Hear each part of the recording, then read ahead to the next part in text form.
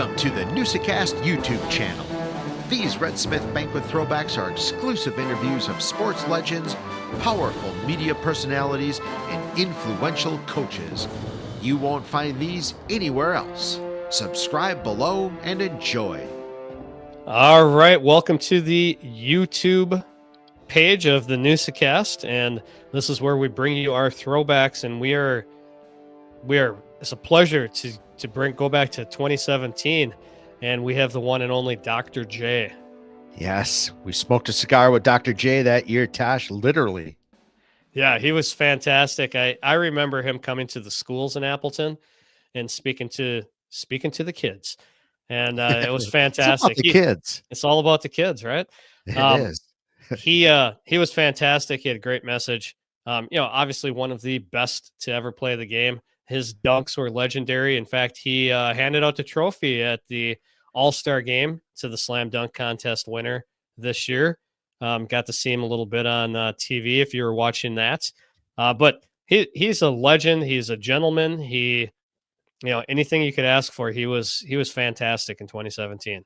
Oh, absolutely. Andy's a nice guy. But yeah, absolutely, Tash. He was before Jordan, first real guy to dunk. There was a poster of him gliding, through the key, just huge fro, just ball high up in the air, and just incredible image and vision. But yeah, that guy was so good, and in a time where, I mean, he had a tough battle, to play basketball, and really humble, super awesome guy. There's a bunch of guys, girls and guys from the some sponsors and some committee members of the banquet that year went down to the cigar shop down the street and had some cigars with Dr. J. So and this is the full throwback, but remember, this is all part of our podcast, the Newsa-Cast. We have a clip of this full interview on the Newsa-Cast, but on that Newsa-Cast, you can check out all our interviews, our segments. You go wherever you get your podcasts. So go check out the podcast, the Newsa-Cast, wherever you get your podcasts. Yes, like and subscribe. Ladies and gentlemen, our Nice Guy Award winner at the Red Smith Banquet this year, the one and only Dr. J is in the house, Julius Erving.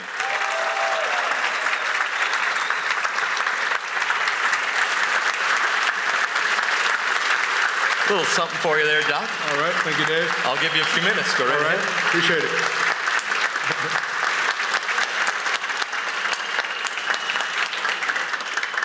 Thank you, ladies, gentlemen. I just have to tell you, when you're on a program at the latter part of a banquet, sometimes whatever it is that you were thinking about before the banquet just goes right out the window. But it's always replaced by something else. And that certainly happened to me tonight, because for the last couple of hours while sitting over at the Shields table, who's the name that I see on here, who are the sponsors of this award, we thank you for that. Thank you. We thank you for allowing me to come in and receive it.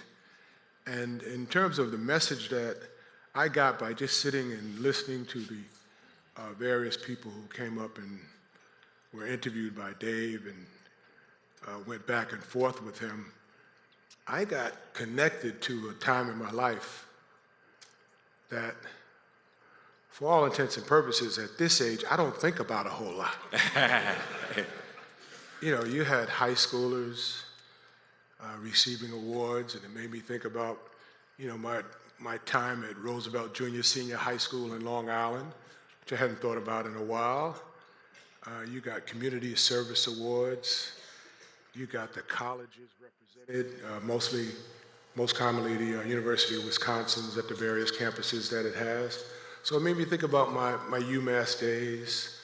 And of course, you had the semi-pro teams as well as the pro teams. So there's a whole spectrum of sports connections that were talked about tonight.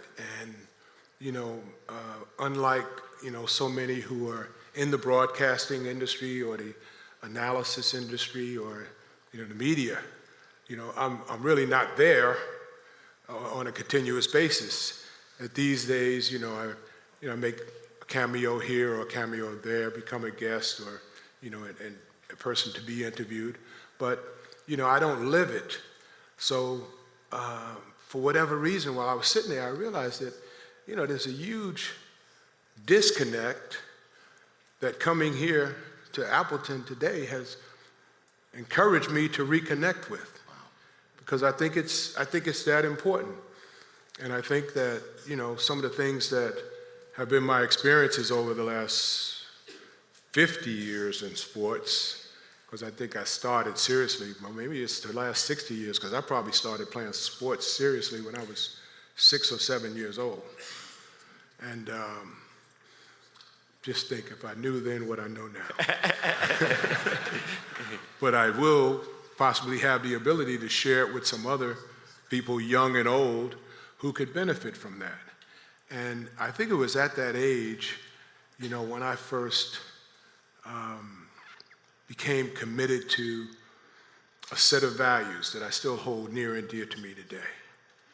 I figure that each and every day of my life, I need to challenge myself to try and be as close to the perfect person as I can be. And on a scale of 1 to 10, this is something that we could all do, because you can take the various categories, of which there are 4, and you could decide, well, what number are you at right now with each of them? And those categories are physically. Where are you at physically? Are you a 1 or are you a 10? Are you a 5 or are you a 6? Are you 7, 8? Where are you? And mentally, where are you, 1 through 10? Emotionally and spiritually. So it was at a very young age, I started thinking about those 4 things, and if I could get them all at 10s, I would be as close to perfect as I could be. And I'd be very, very close to God, because that's the only perfect being that there is, and nobody gets all 10s. And even if you got a 10 in a given day or in a given month, it might not stay there, because physical is unpredictable, as is emotional, as is mental. Spiritual is a little less unpredictable. So the takeaway today, and the segue into my interview with Dave, will be that think about that concept of being better than you are. Maybe, definitely, you never will get to a level of being perfect, but try and get as close to you as close as you can in those areas, because that will make you a pretty nice guy or a pretty nice girl. Thanks for that. Go ahead, that's it right there. All right. I'll take that so we don't. All right. There we go.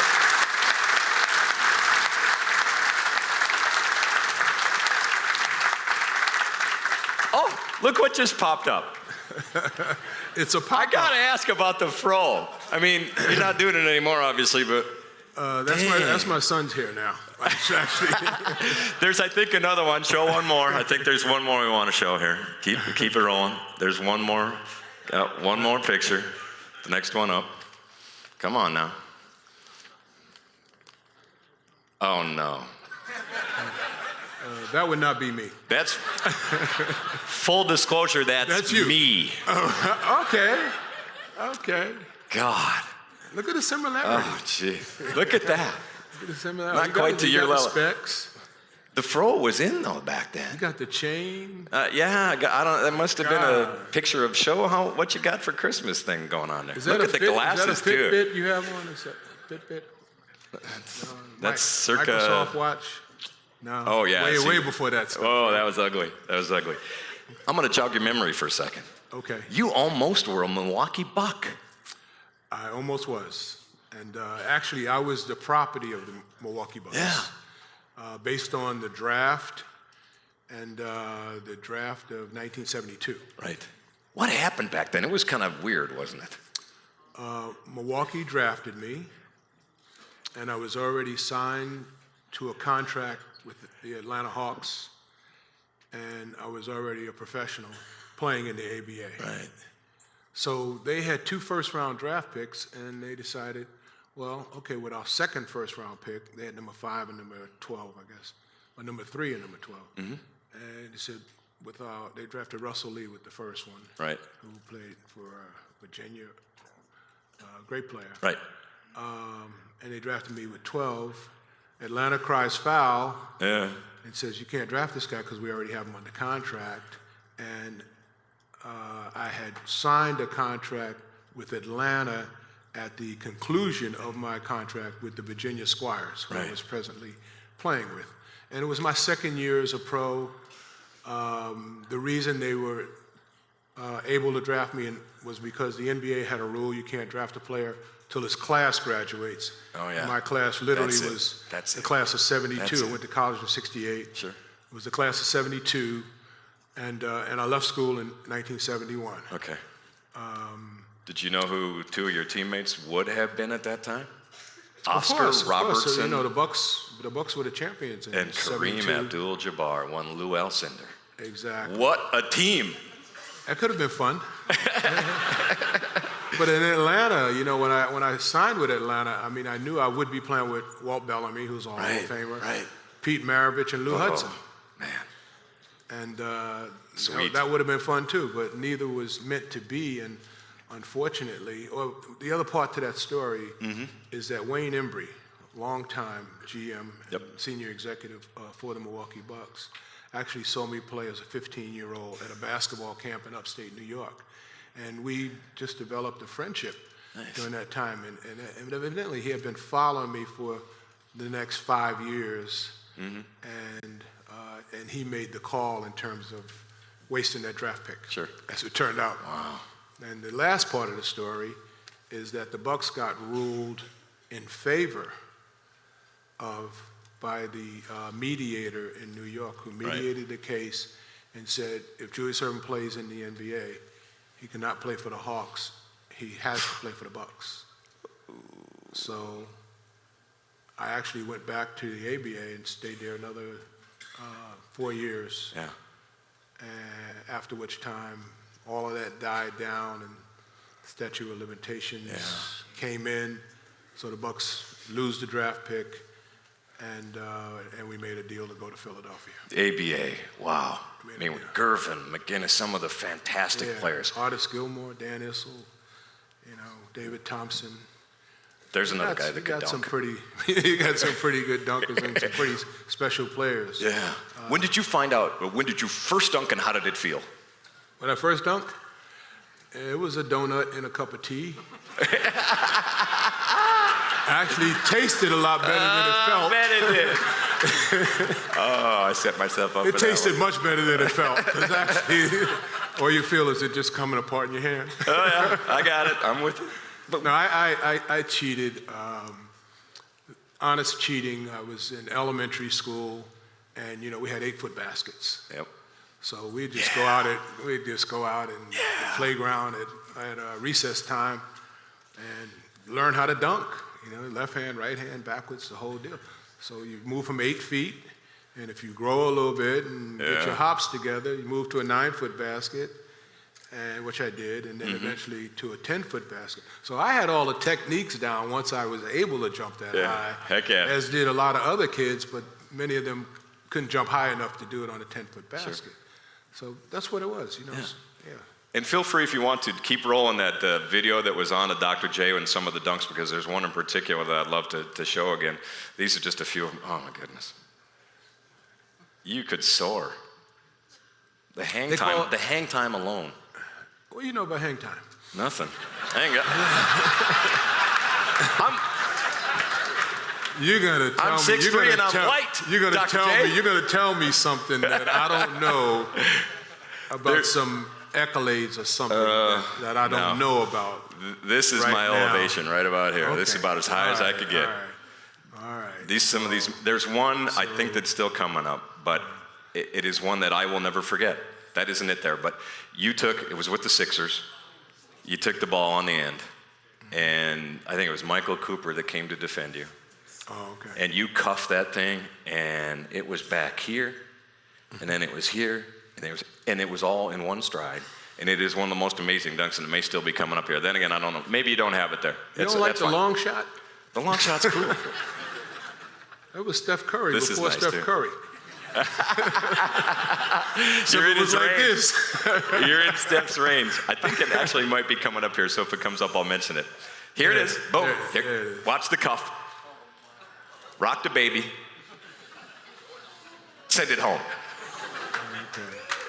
Remember that one? I mean, specifically. That was fun. Do you, when that's coming, you see the defender coming, are you already thinking what you're going to do, or is it just instinct? It just happens? I think you don't think about it. I think something definitely clicks inside of you that allows you to know what to do. And I used to always think in terms of, searching for the daylight, like when we used to run a lot of isolation plays. Oh, yeah. So, you only have 3 choices. You shoot it, or you go left, or you go right. Right. It's not that That's complicated, it. right? I could even handle that. It's one or the other, right? Yeah. So if you don't shoot it and you go left, you know somebody's going to come to help. Well, will it be one guy? Will it be 2 guys? Will it be all 4 of the other guys? Right. Or whatever. So I would always look for the daylight, and then I could just feel when it was time to elevate. And usually when I elevated, I would have the ball in 2 hands and make a decision whether I'm going to use my right hand or use my left hand. Based on where the daylight is. Sure. So if you see a hand over here, obviously go the other way. And you're not thinking about these things. They just, and I didn't realize how it worked until I tried to teach others. Had somebody question me as you did. Yeah. And it was probably at a basketball camp, and I'm with a bunch of 12 to 15-year-olds, 12 to 16-year-olds, and they're asking these questions. Well, Dr. J, when you go on the baseline, how do you know when to come off the baseline and go up on the basket? Should you go up on the near side, the far side, or whatever? And it really made me think about it, because there was a lot of things I was doing instinctively, and realized in trying to teach someone else, and in teaching someone else, you actually teach yourself. Not bad. You reinforce, and you get clarity in terms of why you did certain things. Got it. Oh, look at that. And then you get older. Andrew, let's stop this one, but there's that other one I wanted to play where Dr. J is in his commercial mode. Do you have that one ready for you? Oh, okay. This is, we can, bring this one up. This is, I couldn't resist when I saw this. Turn up the volume. Dr. J! Dr. J! Dr. J! Dr. Chapstick. Dr. J has changed his nickname to Dr. Chapstick. Chapstick lip balm is serious medicine. It helps heal chapped lips and helps keep them from chapping in the first place. Dr. J! Dr. Chapstick to you. Chapstick has emollients to protect against the wind and cold. Even has a sunscreen. Hey, buddy, have a chapstick. Hey, thanks, Dr. Chapstick! He wasn't overacting there, was he? What? The young guy wasn't overacting there, was he? He was feeling it, man. Yeah. He was trying to cut that check. That was fantastic. He's still probably. I was feeling him too. I'll bet you were. Yeah. We'll go back to some of the highlights. Okay. When we see someone like an Oscar Robertson, what he did was absolutely phenomenal. We actually had him at the banquet 2 years ago, and he was great. But to think of the triple doubles after triple doubles and averaging that, and now we have someone that's almost rivaling that to a certain extent. Yeah. Do you see some big O in Russell Westbrook? Russell is a different animal altogether in terms of descriptions. I mean, he plays like every game is his last game. And Oscar was, always in control of the game. Oscar was very subtle and in control of himself. And he would turn it on because, he knew he had to get all the other players involved.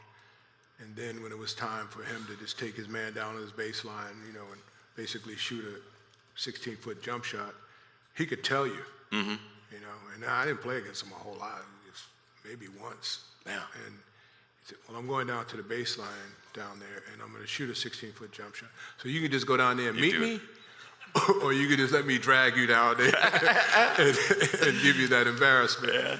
But Russell, the intensity that he plays with, it's very refreshing.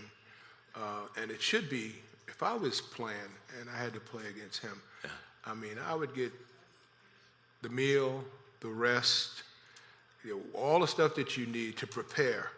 And if I had any criticism about today's games, I echo the sentiments of Isaiah Thomas and Steve Smith, some of the other guys who are commenting on TV. Don't these guys have any pride?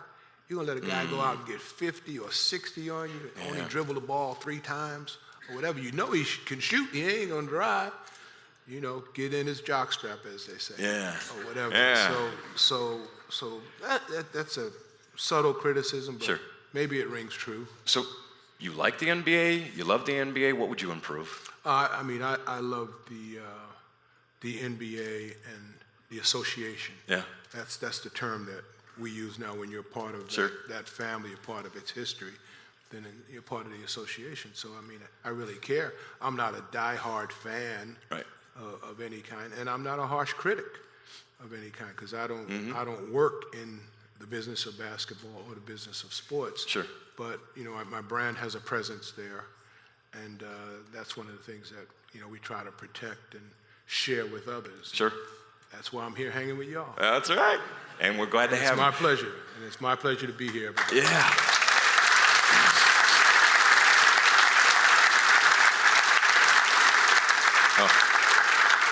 So aside from coming to spend some good time with us, what keeps you busy? What are you doing for fun?